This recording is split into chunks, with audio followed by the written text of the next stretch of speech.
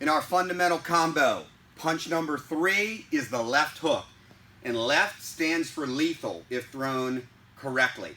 Surprisingly, despite the fact that this is coming off your non-power hand, keep in mind that you, if set up properly in this small box of a combo we've created, will have been preceded by 2 effective punches. And, as I've described, just as the jab loaded the right hip for the straight right punch, the straight right will load, or reload I should say, the left hip for this left hook, the 3. One of the greatest errors made in fundamental punching or striking is folks believe that you've got to wing this punch and generate far more of it from the arm, from the waist up, than what is the case. To digress, this combination operates in as small a box as possible for greatest effectiveness. 1, keeping it compact exerts the least amount of energy necessary. 2, it creates less a time lapse where you lose the ability to throw the next punch in the sequence and or defend. And we're straying from the most direct path to impact when we take ourselves out of that box. Okay, so setting up again. I'm going to start off that left jab, boom, straight right, boom. Now if you see, transitioning that straight right, I have reloaded this left hip. Because I returned my left hand to proper placement, I'm in position to throw this punch. Just as I brought the left hand back when I threw the straight right, so too will I bring back the right hand as I throw the left hook. What I'm going to do to throw the left hook is I am going to take a step that you could characterize as almost a happy medium of the initial step of the left jab and the toe touch of the straight right, somewhere in the middle.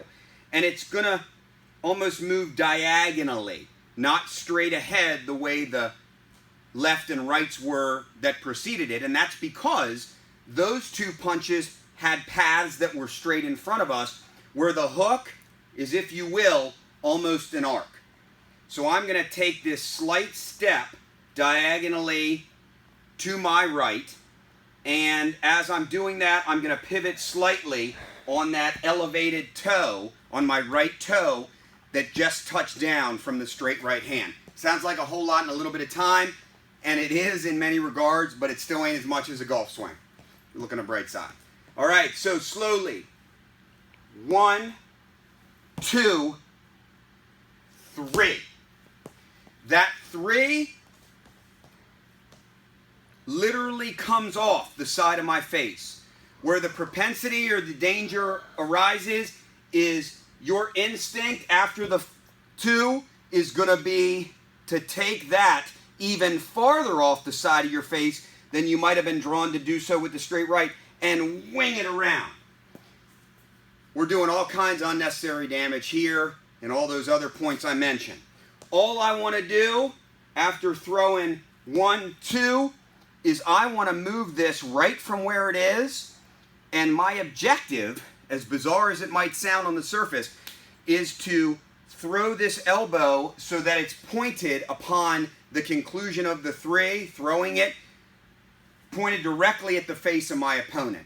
So that slowly, 1, 2, 3. And that step with your left foot on the 3 might initially be more of just a pivot itself than even a step, but it's got to prompt your hip to turn across a little bit.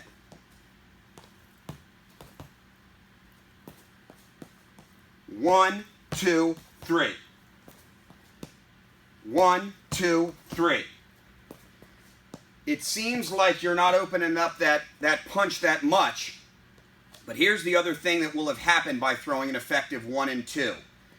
If I throw the 1 and 2 correctly, I have taken myself from outside the pocket at least slightly to in it.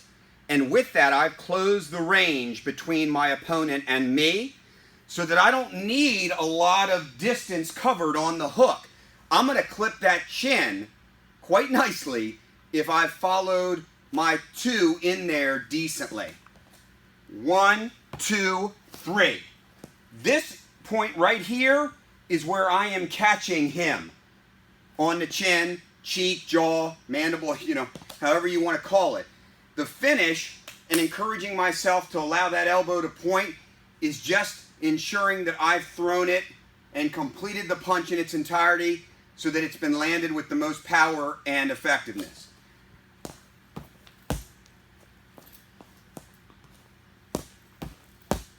As you can see, I bring back that right hand to return to defense.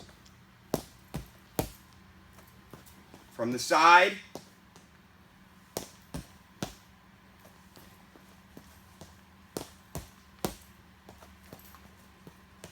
one, two, three. You can hear the touchdown of the cadence, whether it's a step or a toe tap. That's why I'm adding this. When you're in a real fight, you're sparring, you're throwing hands with another person, you're not necessarily going to be worried about river dance. Okay, this isn't, the ballet or tap dance 101. But that cadence will be what you keep present in your mind when you're mimicking, when you're doing your bag work. So you're keeping this combination in sync.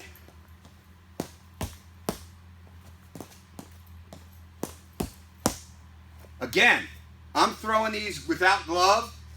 If anything, I clench at the end of the punch, but my hands are loose and fluid like the rest of my body. What I don't want is, by this point in your gaining this progression, is to see you. That robot is going to get knocked out in a hurry, and you're going to create so much more stress and strain on your own body. Very fluid, and it takes time. Whatever your sport might be, basketball,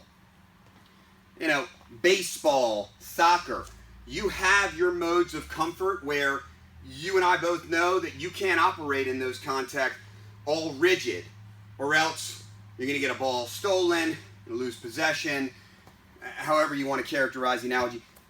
You got to be comfortable in your own skin, and this has got to be like second nature. No more do you want to throw hands like a robot than you do want to walk through your everyday life like one. 1, 2, 3. 1, 2, 3. 1, 2, 3. Again, whether it's a pivot, a toe touch, or a short step, the step for the hook, for my comfort, is a happy medium between the step that we took on the jab and the toe touch on the right. So if I throw this combination, not necessarily fully real time, but for my comfort level, good fighter stance, bam, bam, bam. 1, 2, 3. That second step, if you will, the second left step, not nearly as far as the step on the jab. Not that the jab was a lunge, but it's bridging the gap.